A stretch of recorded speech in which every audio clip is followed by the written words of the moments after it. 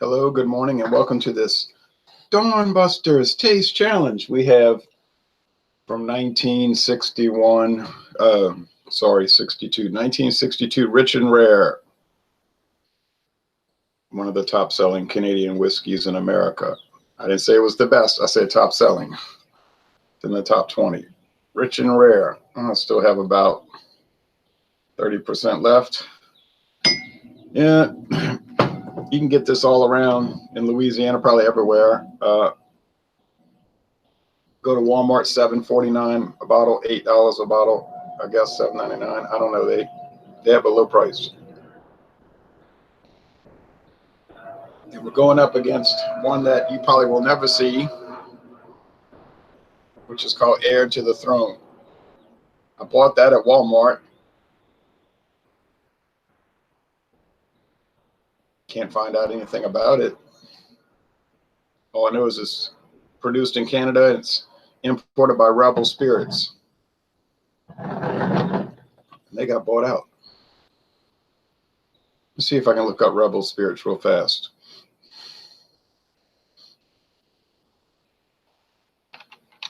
Rebel Spirits.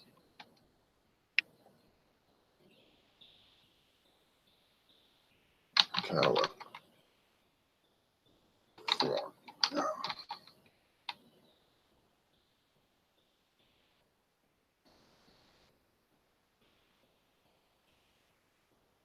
Rebel Spirit is a clothing brand.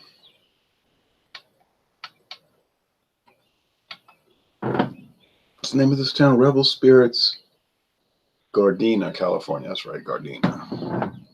Let's see.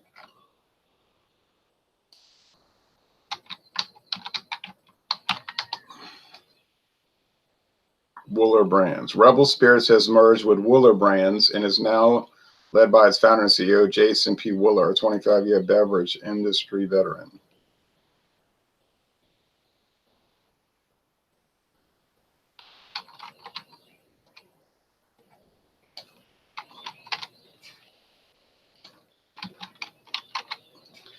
Just doing some research for y'all. Let's see.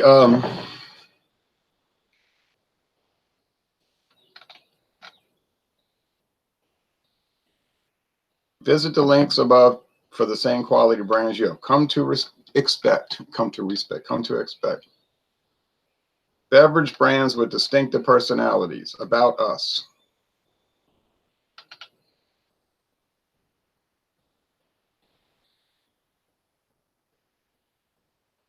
It's just a bunch of talk about how you're trying to do such a great job. All right. Alexander Murray, bar leader. Jenny's Gin, Hello Kitty, Strike Spirits. See what I mean? I'm not familiar with any of this. We make private labels. We have worked with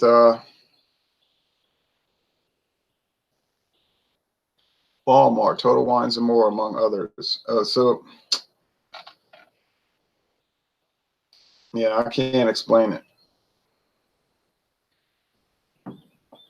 Anyway, I don't see anything about Heir to the Throne, so I didn't think I would.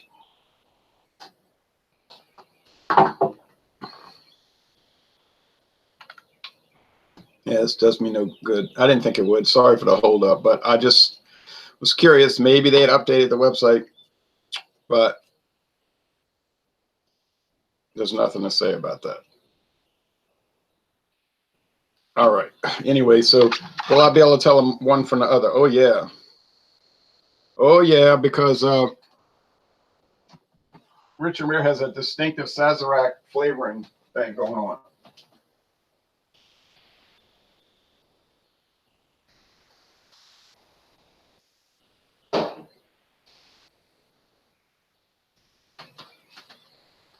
Now, Rich and Rare may be rich, but it's not rare.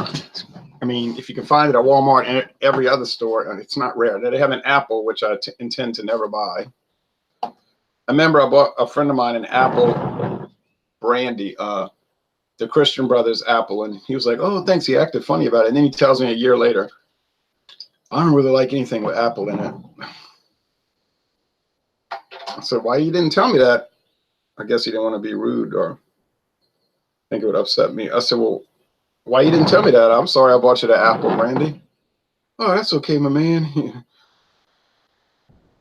But that's why it's hard to buy gifts, because you don't know what people like. You know, I try to ask them.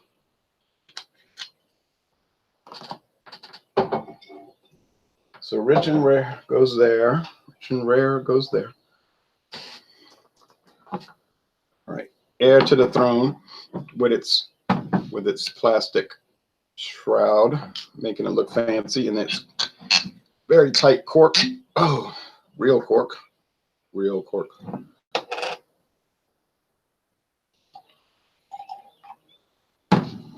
Poured out a lot faster than I had expected. That's too bad.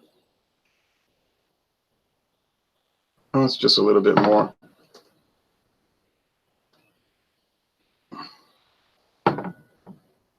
Now remember, these are Canadian blended whiskeys. It's a blend of various whiskeys. The major part of it is grain whiskey. What grain? Corn, almost certainly.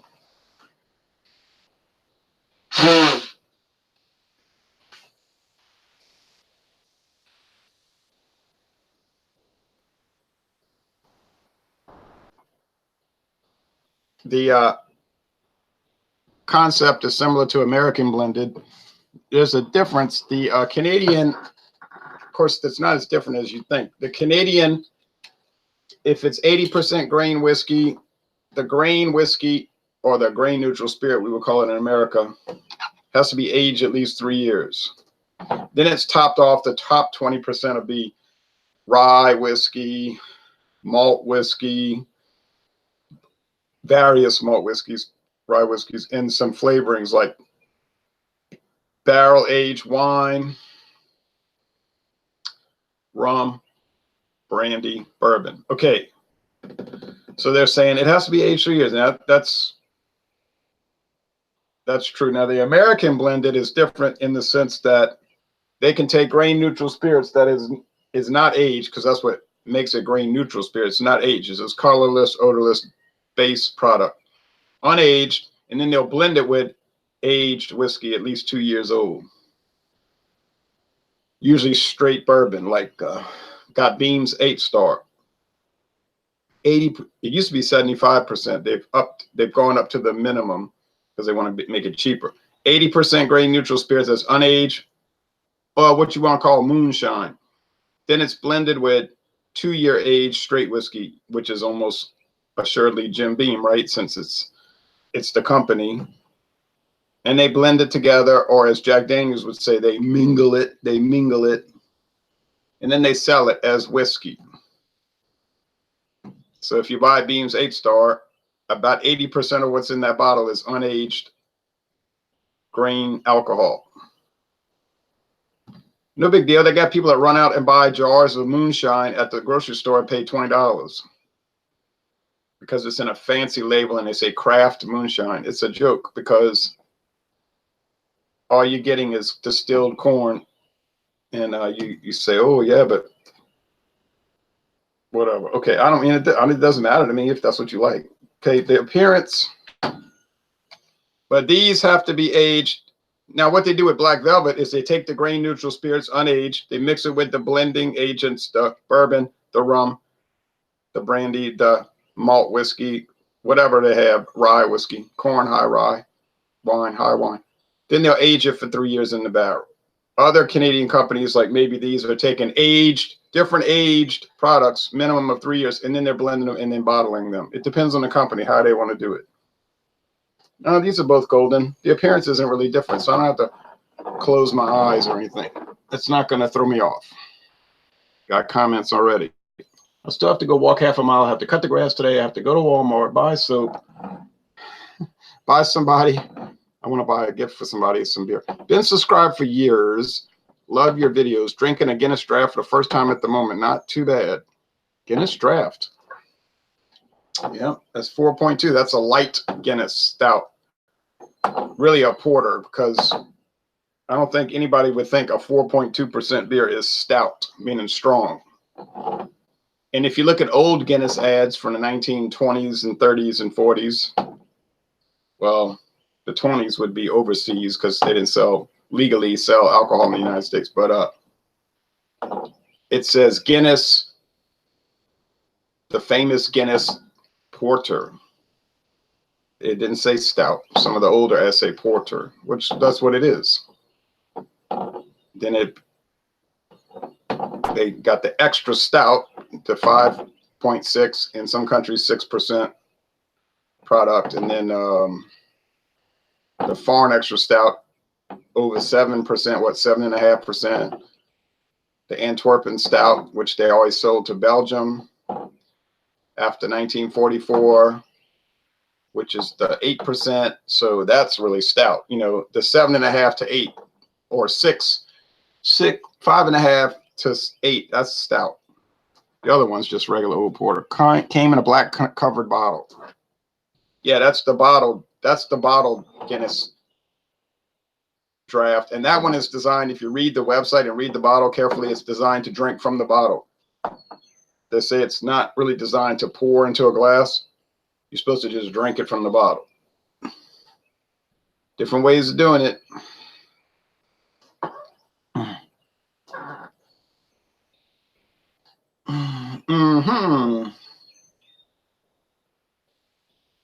The Rich and Rare was $7.49 at Walmart. I'm telling you what I paid. And the Heir to the Throne was $15. I'm almost certain it was $15.65. That number just keeps, it was something around there. $15.65. At first it was too expensive. I was like, I'm not paying $29 for this. They're crazy, or whatever it was. It was in a nice gift box and all, but then the price kept dropping. Then it got down to 2 bottles in that closeout area, which for some reason they decided to put by the milk that a couple of years ago. And I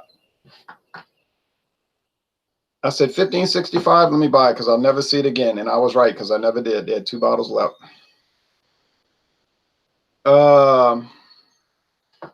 Jeremy Vincent says, morning, Ron. Morning to you, Jeremy. I know you like to watch this while you exercise. I'm about to go exercise. I got to clean the bathroom and the tub and kitchen. That'll take about 30 minutes. It won't be too hard. A little scrubbing, mopping, typical stuff, irritating, but I'd rather clean than dirty. Okay. I don't like dusting, but I do it because I don't like dust. All right. Strong alcohol burn. Woo. In the nose. I'm talking about, I hadn't tasted it. Same here. Aroma. It's just like the Canadian Limited. I'm not picking up a lot of difference in the nose. Johnny Neely was like, I bet you could guess on aroma only. I said, I assumed I would be able to, but I can't really.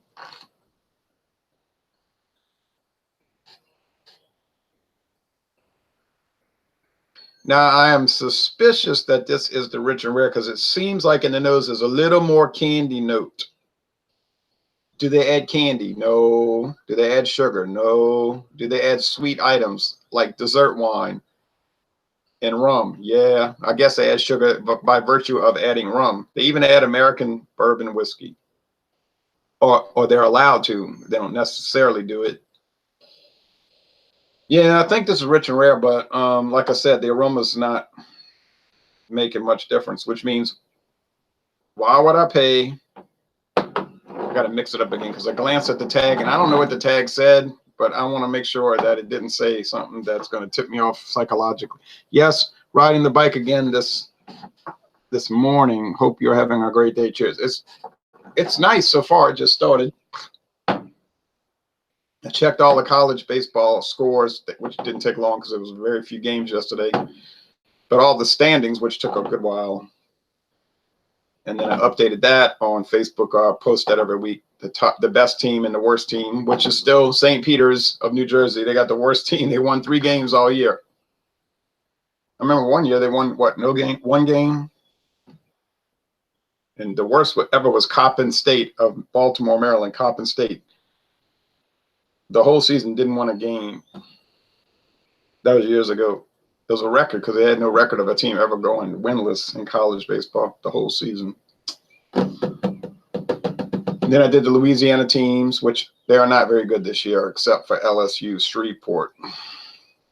They're in the NAIA, not the NCAA. That team's in the NAIA, which is an association of very small schools. But all the people in North Louisiana, you know, the people who live in North Louisiana, they'll go to college at LSU Shreveport. I mean, it's LSU, still Louisiana State University, but it's right there in their town, you know. Or they'll go to Louisiana State University Medical School at Shreveport. You're right there.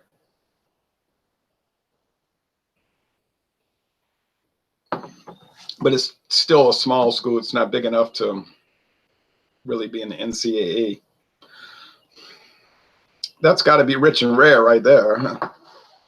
Yes, those Guinness draft are good. The first time I tried that style of beer, I didn't like it. But now it's my favorite style. What? Jeremy says, Jeremy Pierce, I got two Jeremys. What do you think of Bud Light making all different kinds of flavors? Orange, lime, can't even name them all. They have an apple version in Canada. I mean, I don't like them, but if that's what people want to drink, it's fine with me. I really don't like flavored beer, especially stuff like that. I bought it to do reviews, but to drink it regularly, I would never buy it ever. But I know other people, they just love flavored stuff.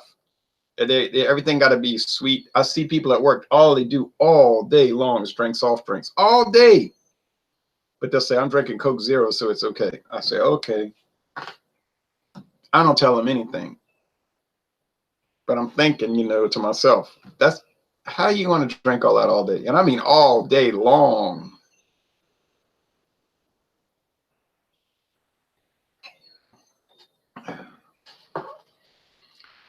We will be playing you guys soon. LSU always plays us tough. Arkansas is rolling right now, but not getting too excited because it can change on a dime, in a dime. Yeah. LSU's struggling.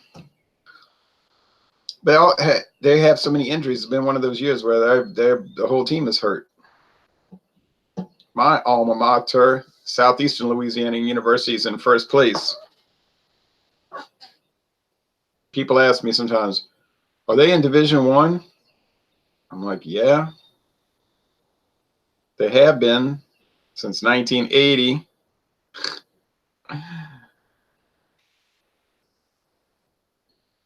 But most people don't.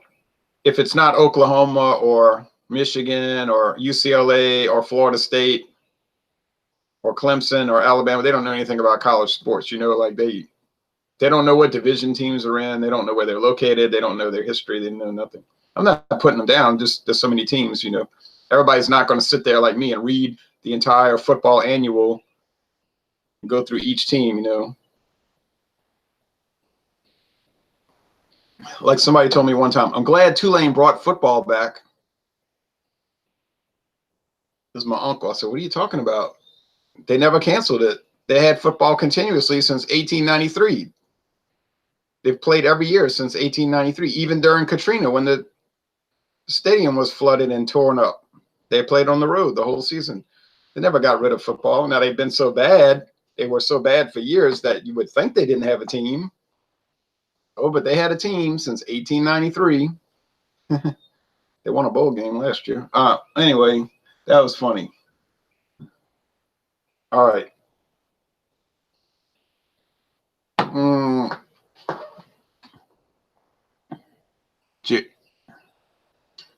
Mr. Pierce says, love to know what beer you buy if you drink a beer, your personal favorite, craft beer. Oh, I don't have any favorites. People ask me that every week. And I'm not trying to be ugly about it. I just don't have any favorites. I buy whatever, you know, I just say, oh, let me buy this. Oh, let me buy that. So I don't have like a standby beer that's in the fridge all the time.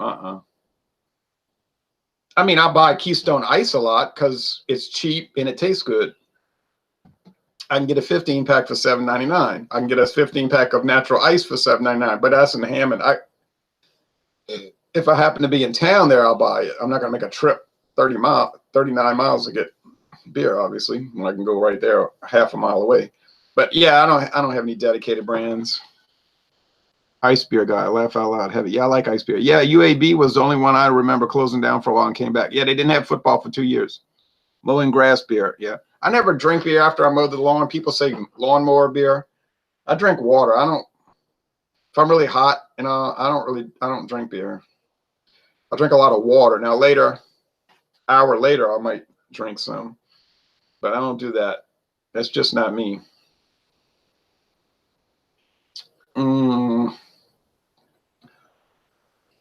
I mean, Schaefer used to be a standby for me 20 years ago because it was $7.98 a 24 pack Schaefer, and it was good.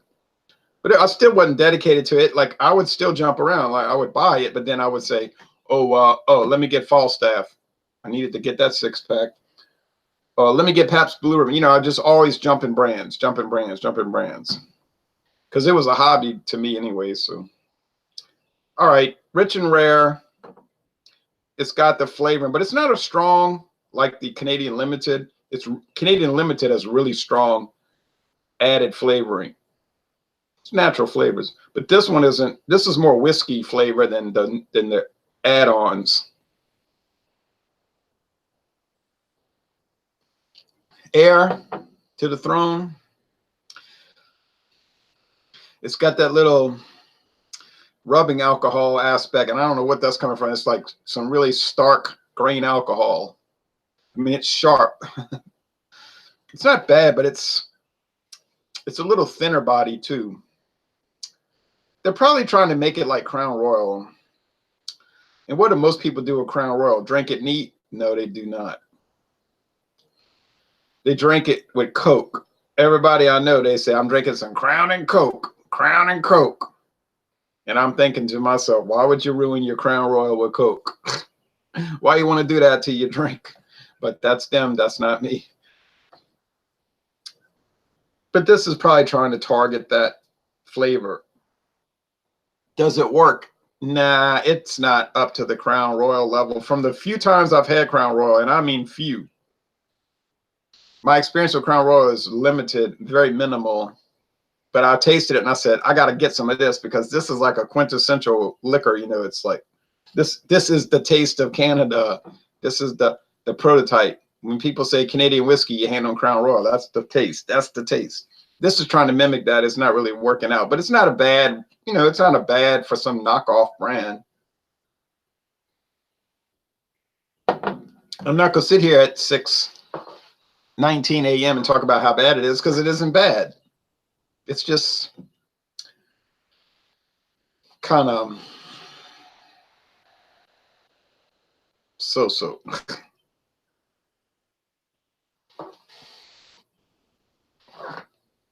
Rich and Rare is kind of so too, but it's $7.92 a bottle, not $15.65. Get it? So who wins? Pretty obvious who wins. If the flavors are kind of in the same ballpark, and this one's twice as cheap, the cheap one's going to win. Leinenkugel Summer Shandy is a favorite beer to drink in summertime. Oh yeah, Leinenkugels. Those are I always say that they're the masters of Shandy. Those guys make the best Shandies. They kind of abandoned all their craft beer line though. They used to make all kind of craft beers, imperial stouts, doppelbocks, all kind of stuff. In those big bottles, the 500 milliliter bottles. But forget it. You'll never see it because it ain't around anymore. They had porters, stouts. It was called the Big Eddie series because that's some kind of creek near the Leinenkugels brewery. But it didn't sell. You say, you liar. That's a MillerCoors brand. Leinenkugels is owned by Miller Brewing Company since 1988. They don't make craft beer, you liar. They did make craft beer, and it was really good. But it's that same old conundrum. The craft beer people wouldn't drink it because it's made by Miller. It's made by Miller. It's a plot. It's a plot.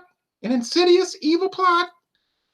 And then the regular beer people wouldn't drink it because they say, I drank Leine's. I drank some Leine's. I drank Leine Light. And then they would taste the Big Eddie and say, oh, it tastes like mud. That stuff's nasty. So when big companies make craft beer, it doesn't do too well. But in a blind taste, I want to see all those people hating on it do a blind taste test. Oh no, they wouldn't do that. Oh no, you're not gonna trick me. I hate it. It's terrible. It tastes macro. They used to love Terrapin. Oh man, Terrapin's really good. It got bought out by Miller. Puh, hate that stuff. Always was garbage. And I hated St. Archer too. And Elysian. And all the rest. I always did hate them. But actually, I know some people that loved stuff. I remember when Blue Moon got bought out. These people were having a conniption fit.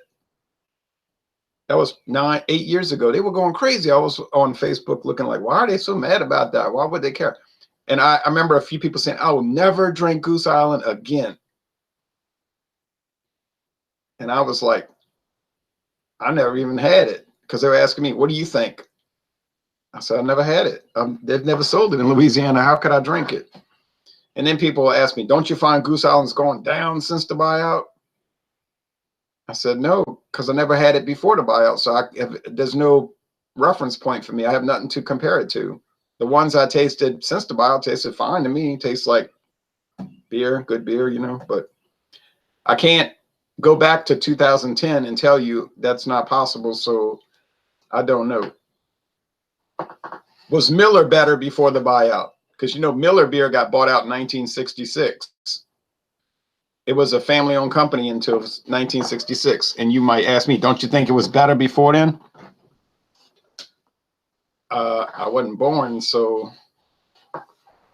Wow, didn't realize they made that many styles of beer. Oh, they sure did. Used to. They run race cars on that stuff, huh, says Jeremy. Guess they decided to focus on what they do good. It wasn't that they didn't do a good job with the other stuff. It's like it didn't sell. They're going to focus on what's popular. They're making so much money off the Shandies. They're going to run with that. You may as well run after the money instead of run after a chimera, you know, a mirage, a dream that will never be attained. When I drink whiskey and that damn burn, my mind says that isn't supposed to burn like that. So probably shouldn't drink it. I'm a beer guy, says Jeremy Pierce. Yeah, if whiskey was unpleasant to me, I certainly wouldn't drink it. I don't care how much alcohol it has in it. I drink it for the taste anyway. I know two people, I'm not going to name names, but they can't handle it, man. It should be a fun hobby. They turn it into a disastrous life decision. One's got a health situation that seems to be going downhill quick. I'm like, I don't understand, you know, what you're doing. You give up beer for a long time. You don't drink any alcohol for 40 days and 40 nights like the, you know, Noah's Ark. And then the first chance you're drinking 14 beers and 2 whiskeys, and then you're saying your health is bad. Yeah, I believe it. And I told him, you got to have some kind of pacing. It can't just be all or nothing. You're just wrecking the whole project. But there's probably no hope really with that. I'm not saying he won't get better. I'm saying there's no hope to balance. He'll probably just have to give up drinking, you know. And then I know another guy that I talked to on the internet. It's all come crashing down. But I could see that coming a year ago. He doesn't do hobby. It's not a hobby. It's a total life immersion situation. You know what I'm saying? He's not going to say, oh, let me drink some scotch and taste this. Oh, yeah, it's intricate, got peatiness. No, he's going to drink the whole bottle. You know what I'm saying? And the beer all day long and take drugs and wonder, oh, man, people are telling me I need help. Yeah.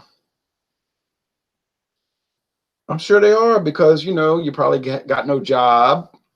And if you get a job, you don't keep it. You get a girlfriend, they run. They don't stay because they can see I'm not marrying a drug addict and a drunk. That's easy to find, a drug addict and a drunk. But a husband that's going to take care of me and be responsible, that's hard to find these days. Maybe 50 years ago was a lot easier. So he was probably feeling down in the dumps. Oh, the women aren't interested. Well, they might be interested in you, but not in the drugs and the alcohol. They don't need that trouble. You say, yeah, but girls like a bad boy. Yeah, they do, till they start getting beat up. Then they'll complain about it. He's hitting on me. Well, yeah, because he's a bad boy. You were attracted to him, and now you're paying you hired the band. Now you got to pay the band. The reception is over. Now you got to pay the band. So that's a problem there. But his whole thing is going downhill quick. So I say, this is not good. But if there's no pacing, just get out of it. If you can't pace yourself and drink responsibly, just get out. Don't do it. Don't watch the videos. Don't taste the liquor. Don't taste the wine. Don't taste the beer. Just go do something else, like go hiking every week. Go to church. And I'm not making that as a joke because I go to church every week. That's important. People laugh at that. Okay.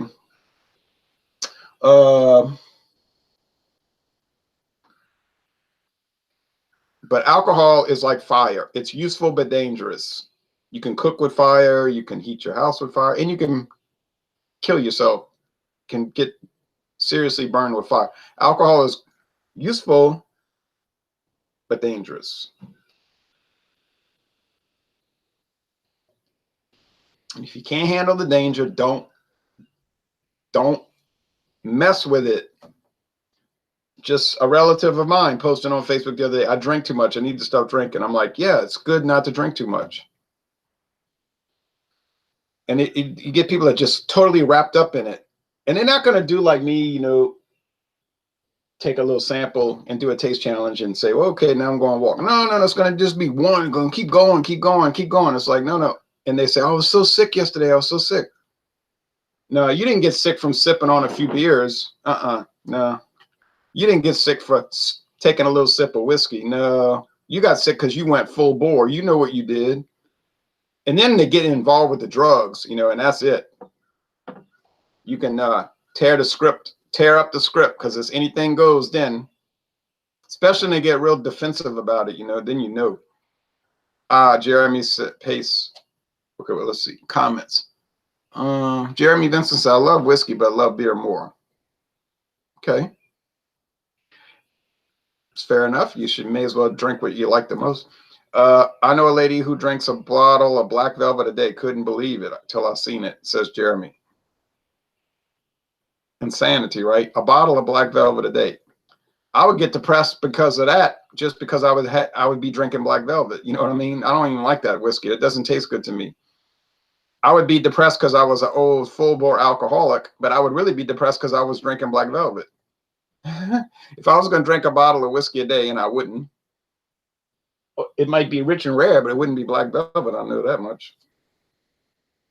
Jeremy says moderation is the key to everything in life. Totally agree. But if you tell people that, they either get defensive or they'll say, you don't like to have fun. It's like, no, I do like to have fun. I have the same job, 13 years, married, 1 kid, drink a few every day as a hobby. Pacing is key, Ron. You got it there, says Jeremy Pierce. Great analogy. Never heard that before, says Jeremy. I only drink a few beers during the week, and weekends I drink more. But if I drink heavily every day, I'd gain tons of weight, says Jeremy. Oh, yeah, it's like. And then Jeremy Pierce is laughing. People might say, well, you doing videos every day. Every time I check, you got a video. You're drinking wine, you're drinking liquor, whiskey usually might be brandy or gin or rum, and you're drinking these beers. Oh, you're a hypocrite because you do it all day. That's all you do. But you see, you're wrong.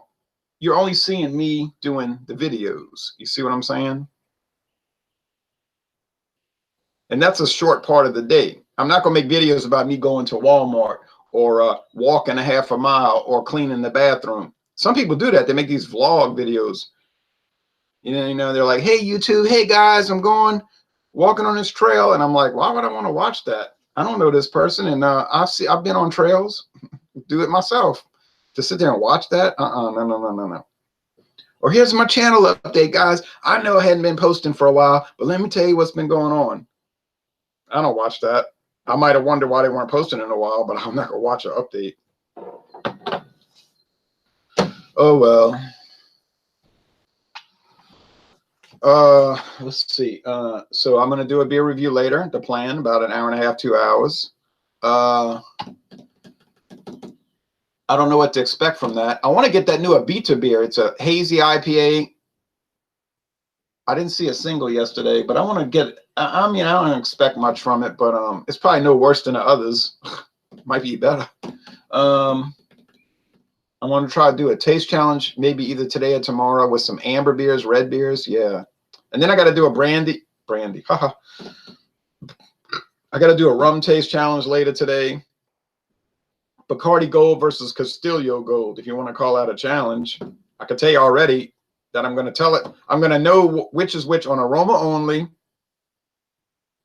The flavor will just be added footage because I'm going to guess on aroma only, and the Bacardi is going to destroy the Castillo Gold, even though they're from the same company. So you can save yourself a lot of time by not watching that video. So don't watch the video because I'm telling you already what's going to happen. I just told you.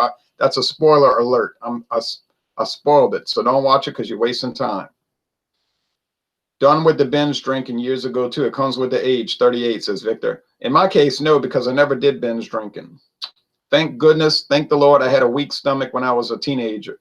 I used to get sick to my stomach all the time. I don't know why. Something was wrong with me. So I never wanted to drink, heavy because I would get sick.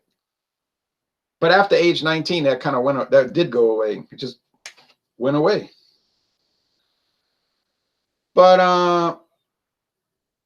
I just never drank. I actually didn't drink alcohol from age 18 to 26. Unfortunately, I drank soft drinks, Coke, Pepsi, store brand soft drinks. That was the mistake. I should have been drinking beer. I'd have been a lot healthier. Because when I gave up soft drinks and started drinking beer, I said to myself, oh, I don't feel bad anymore. Now I see why I felt terrible for 20 years. I was drinking soft drinks. Now you say, oh, you're just exaggerating. No, I'm serious. Like, I'm telling you the truth. When I drink soft drinks or soda pop or whatever you call it, colas, I don't know, people use different terminology, sodas. I used to feel bad. I didn't know what it was causing it. I thought I was sick or something. And then I went to beer and slowly got off soft drinks because I didn't realize. And now I don't ever drink soft drinks for like 4 years straight, 5 years straight. I don't ever feel bad. Like, I was like, wow, that stuff was killing me. So you're saying, oh, you say, so now you started drinking alcohol so you feel better. Yes. But the last thing, and then I'm going to shut up. If you,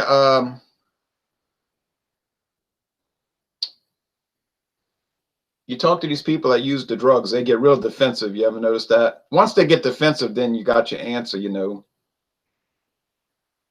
Like, why are you criticizing that drug? Who are you to criticize it? And I was like, I wasn't even criticizing it. I said I wasn't interested in it. Well, you need to try it. Don't judge me. I was like, I'm not judging you. I just said I wasn't interested in it. So they get paranoid, and they'll say that, just because I smoke don't mean I'm paranoid. Why are y'all out to get me? And it's like, okay, good. I'm glad you're not paranoid, but you think people are listening in on your conversations. Okay.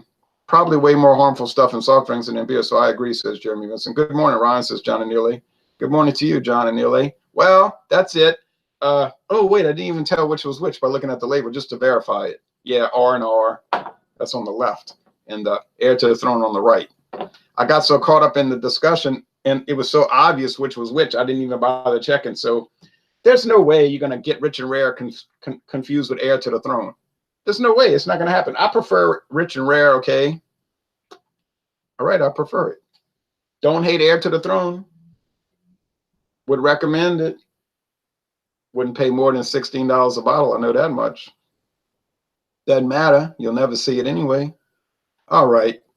That's it. See you later today for another taste challenge. But that will be rum. And that will be like no, I won't see you later today because I already told you don't watch the video. It'll be a waste of your time. It won't be a challenge. I'll get it just like that. So join me Thursday for or later today for the beer challenge, but don't waste time watching the rum challenge. Thanks for watching this video production.